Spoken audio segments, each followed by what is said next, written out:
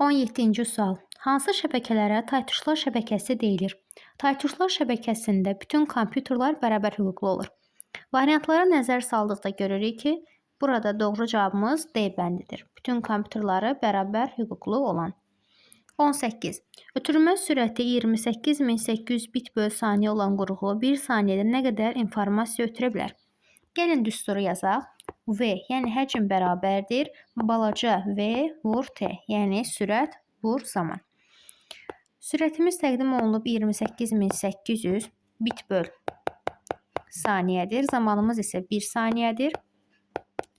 Bu iki kəmiyyəti bir-birinə vurduqda tapırıq ki, cavabımız 28800 bitdir. Variantlara nəzər saldıqda görürük ki, bizə variantlarda megabayt, kilobayt və ya baytla cavab alınmalıdır. Gəlin təqdim olunmuş tapdığımız ədədi 8-ə bölək, bayta çevirək.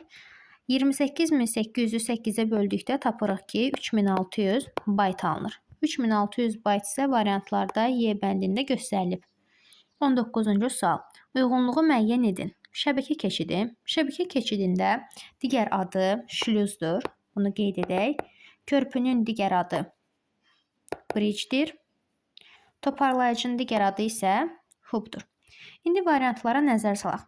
Paketləri yalnız nəzərdə tutulmuş kompüteri ötürür. Paketləri yalnız nəzərdə tutulmuş kompüteri ötürən switch'dir və ya kommutatordur. Qeyd edək hər ikisini.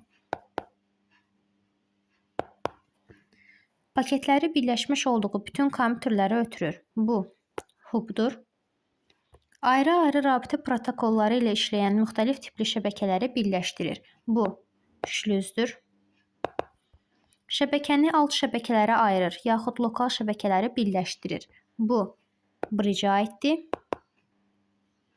Və göndərilmiş paketləri qəbul edir və onları mövcud marşrutların ən səmərəlisi, ən qısası üzrə göndərir.